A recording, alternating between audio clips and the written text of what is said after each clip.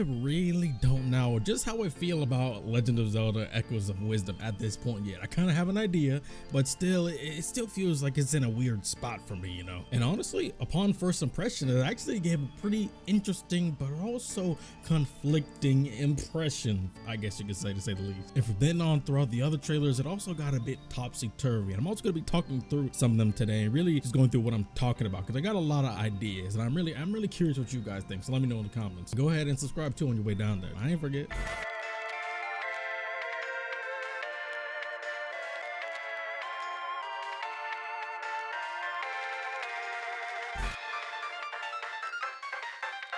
Honestly, my first impression of this was genuinely really good. It felt like it was taking us back to the Link Between Worlds type style, and that's one of my favorite Zelda games, period. Although it's probably, I guess you could say, more akin to the Link's Awakening remake. I showed you fighting the boss and get through the boss, but then something different happens. Link frees Zelda, gets taken through the rift, and you realize and see it's a Zelda game, a real, like a legitimate Zelda game. And boom, title card appeared. This was a pretty strong first impression, I will definitely say. I don't really dislike this particular art style and art direction. Now, I know not everybody's a fan of this particular one, how it's kind of, I guess you could say, seems more like figurines and toys, just a tiny bit. But also I feel like it might be the color grading that made people a bit more off.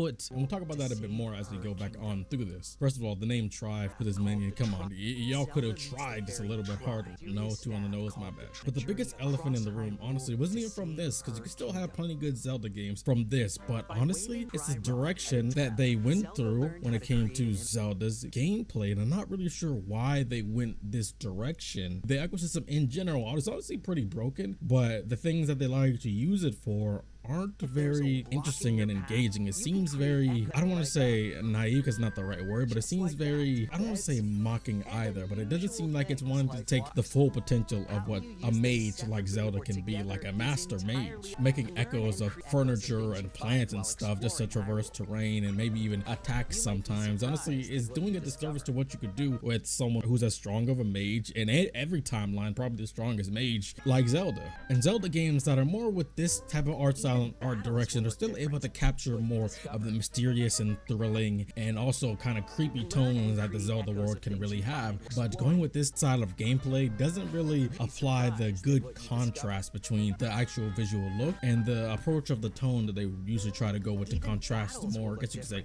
innocent or cutesy visuals. Me, I'm kind of in between. I don't particularly mind it. If the game is fun, the game is good, if it's engaging, that's one thing, but to me, it's the actual main usage of Zelda's combat that I am really wondering why they decided to do it. And I know you have some other things, and we'll get into some more of those with the other trailers, but for now, this was kind of how they set the stone, how they set the stage when it came to this game. And then the second trailer also probably didn't help that much with some of those allegations that people realized. I mean, at least we did get to see some more of the enemies. You got to see more of the Zora that we only got sneak peeks at the end of the last trailer. We got to see the Gorons. The Gorons actually do look pretty good. Deku Scrubs, which it's nice to see all of those, but at the same time, it didn't do much to dissuade people's, I guess you could say, worries about the game, but there's not much they can do about the art style and art direction so far deep into the game. But I guess it's more the tone and the story and the direction of the actual plot is what's going to make a big difference. And it's honestly with the next trailer that they do make a bit of a scene switch when it comes to that. But as far as this trailer goes, the biggest thing is this ability of bind. And honestly, bind, it is a good ability, and we do get to see, we get to, you know, glide,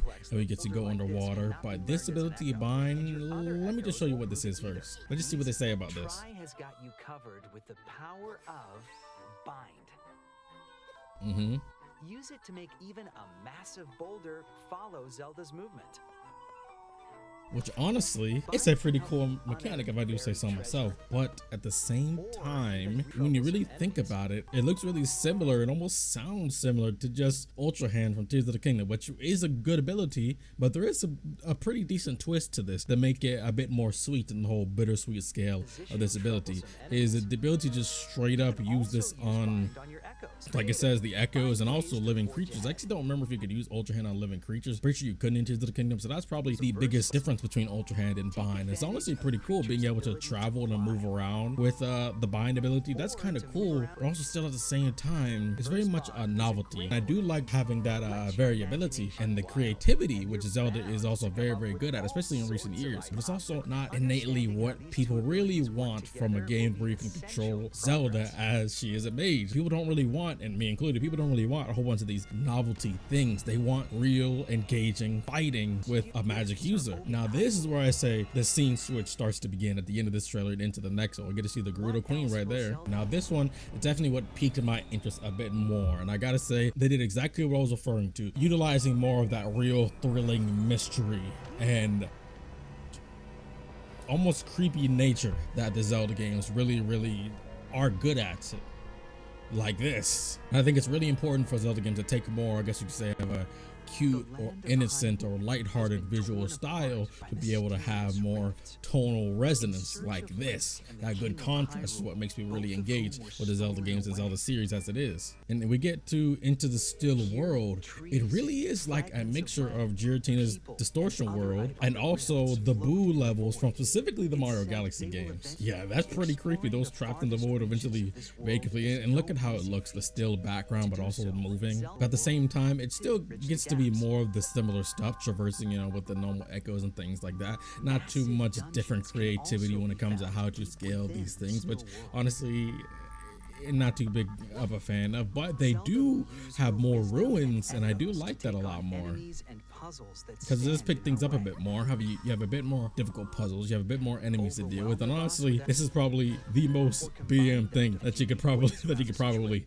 have, is going to sleep in the middle of a boss fight and let your echoes take care of the boss fight. That's the most BM thing I've ever seen in the game. Just going and taking a nap in the middle of a boss fight, I kind of like that. That's clean. But also even some of Bowser's levels of Mario Galaxy, and I do like that visual change. It adds a bit more of a thrill and suspense to the actual gameplay. Whether it'll feel like that in the actual gameplay, we'll start to see, but from a design standpoint, it really is nice to see. And this is probably the next big bittersweet thing that me, as well as many other people, are kind of conflicted on. I feel like there's kind of I feel like so many things in this game that we've seen and been shown is really kind of like you're taking a step forward, but sometimes those steps forward, you're stepping in gum. It's like it's not the biggest downside, but it still sucks, you know what I mean? And as far as this sword fighter form goes, what I personally feel about it is it's cool to have, you know, an up close and personal, like a more streamlined and foundational combat method outside of just utilizing your echoes and let them fight for you. But at the same time, it really is just, they literally are just putting Zelda in Link's costume and giving her Link's abilities. I really would have preferred if they just let her have her own really sound and strong fighting mechanics as a mage. Even when it comes to physically hitting enemies with her staff, they could have just did that, but also they're going to give her like a sword fighter mode. They didn't have to dress her up like Link. They could have given her a sword, but also given her her own unique abilities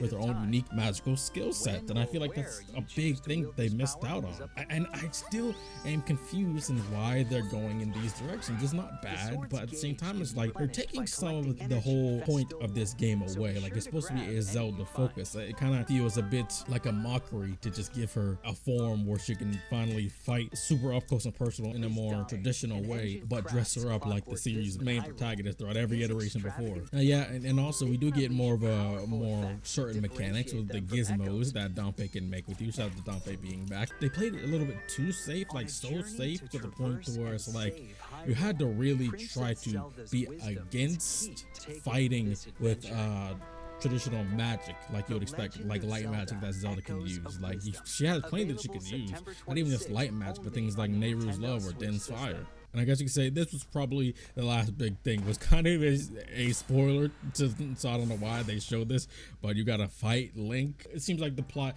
isn't too big of a, I guess you could say, maybe, I mean, the plot is clearly a focus, but it is not as intense in something like, you know, Breath of the Wild, Tears of the Kingdom, that the usual typical Zelda games are going for. But it's cool. Still not sure how I feel about this game completely. And all I had after this was a big overview trailer going through all the different details. Let me know what you think about Echoes of Wisdom so far. Put hashtag Echo on your comment if you stayed this far to tell me that you're a real one. That is your secret code for this video. Subscribe if you haven't already. Hit the bell so you can stay notified for all future streams and uploads and all the banger content I got coming. Have a good day or night and just take care of yourself in general, and I'll see you all in the next one.